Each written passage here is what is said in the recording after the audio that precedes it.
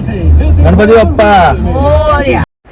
On the vetch आम्ही वडापाव, कोथिंबीर वडी आणि चहा पिऊन नाश्ता केला. आम्ही निघालो आहे गणपतीपुळे. पहिले जाऊ वेलनेश्वर. तर व्हिडिओ 2 पार्टमध्ये असेल. आणि आता आम्ही हॉटेल त्रिमूर्तीला स्नॅक्स केलं. श्री दत्तला आम्ही नेहमी थांबतो, कारण मला माहिती आहे जे पनवेल वाया जाणारे, अलिबाग वगैरे साईडला जाणारे ते श्री दत्तलाच थांबत असणार. पण तिकडे जाम गर्दी होती म्हणून आम्ही इथे थांबलो. हे पण एक छान आहे. म्हणजे कोकणात शिरताच आपोआप आपल्याला समजतं जेव्हा प्रशस्त रस्त्याच्या बाजूला नारळाची झाडं, मंदिरं आणि समुद्र दिसतात. आता आम्ही हॉल्ट घेतला आहे थोडंसं लंच करण्यासाठी. हलकं लंच करून आम्ही पुढे निघू. हलकं म्हणून आम्ही जबरदस्त खाल्लं, रेकॉर्ड पण नाही केलं. मी जेवताना व्हिडिओ काढायला विसरलो, कारण मी 2 मिनटं मला एवढी भूक लागली तर मी विसरून गेलो की व्हिडिओ काढायचा आहे. आणि फटाफट जेवून नंतर आठवलं की अरे ब्लॉग करायचं राहूनच गेला. मग आता मी कॅप्चर करतो. तर जेवण छान होतं खरंच. मी जेवलो. आता आम्ही पुढे प्रवासाला निघू. तो मी आता आलो आहे वेलनेश्वरला. MTDC कॉटेजमध्ये आमचा स्टे आहे. तुम्ही बघू शकता खूप छान व्ह्यू आहे. समोर समुद्र आहे. मी तुम्हाला नंतर दाखवेनच, कारण आम्ही आता जस्ट पोचलो. आम्ही बॅग्स वगैरे घेऊन रूम सेटलअप होतो. तर मित्रांनो, आम्ही फ्रेश झालो आहे आणि आता आम्ही चाललो आहे वेलनेश्वर मंदिर. आणि बाजूला स्वामी समर्थ मठ पण आहे, तर आम्ही तेही करणार आहोत.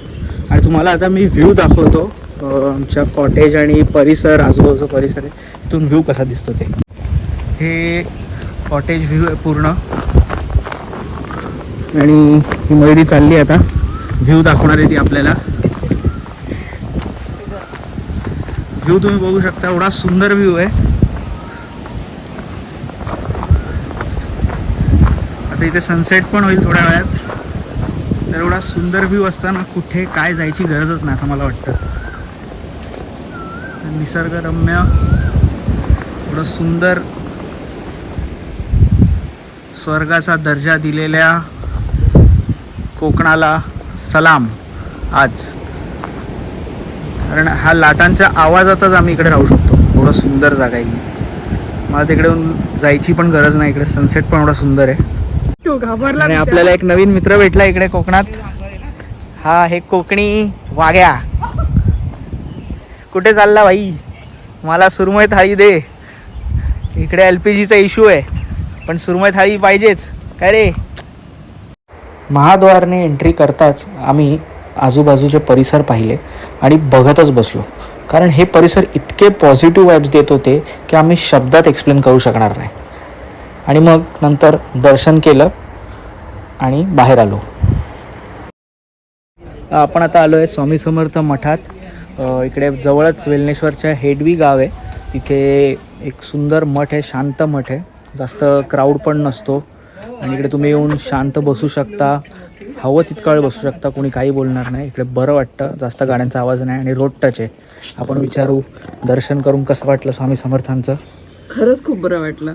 वेलनेश्वरला इतकं सुंदर, मला वाटतं हे खूप जुन्या काळातलं मंदिर असावं.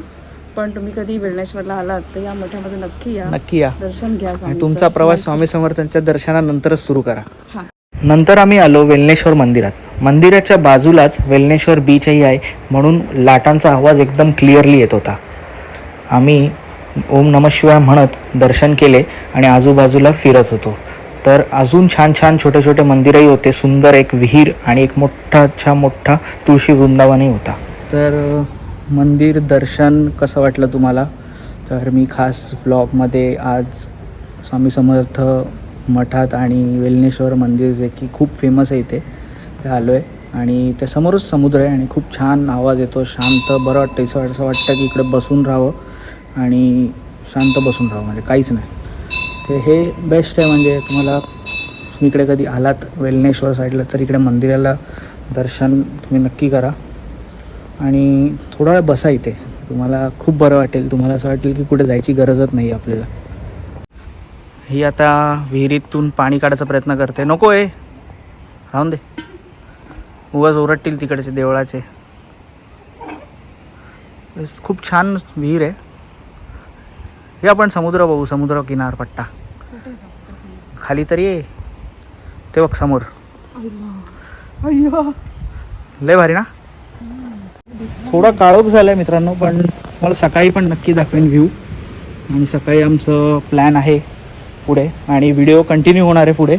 तर तुम्ही पूर्ण बघा. 3 पार्ट्समध्ये व्हिडिओ बनवणार आहे. Day 1, day 2, day 3. मला वाटत नाही इकडून समुद्र दिसेल कारण इकडे तटबंदी म्हणजे थोडंसं असं मोठी तटबंदी आहे आणि इकडून व्ह्यू दिसणार नाही. मग आम्ही खाल्ली कोकणी स्पेशल सुरमई थाली. आम्ही मस्त फॅमिलीसोबत टाईम स्पेंड केला, डिनर केलं आणि आता मस्त वॉक घेतो आहे लाटांच्या आवाजात. आणि आम्हाला खरंच बरं वाटतं आहे कारण दिवसभर आपण काम करत असतो ऑफिसचे. सॅटर्डे संडेची वाट बघतो, मग परत मंडे येतो, आपण वैतागतो की मंडे आला परत काम.